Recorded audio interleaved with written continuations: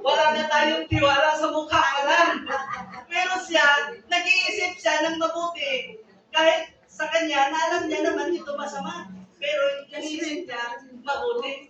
Kaya lagi itong lumalabas sa kustumbre natin na kung nakikita natin, hindi na natin tinitignan kung ano yung loob, tinitignan na natin kung ano yung labas.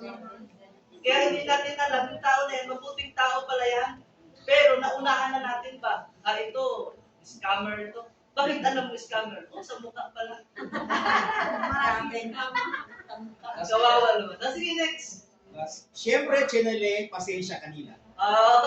Pero mo, tignan mo yan, yung mga taong ganun mga ginagawa, meron pa rin siyang pasensya sa kanila. Marunong ba tayo magpasensya sa mga taong gumawa sa atin ng masama? Marunong ba tayo, mahaba pa rin pasensya natin sa mga taong salawayan?